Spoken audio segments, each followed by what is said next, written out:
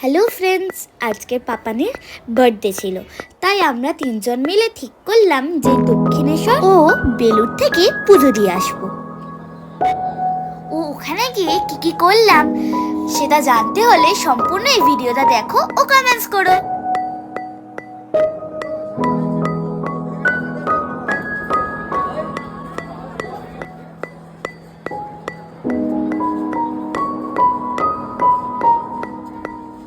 মাকে পুজো দিয়ে ও দর্শন পেয়ে মনটা পুরো ভরে গেল।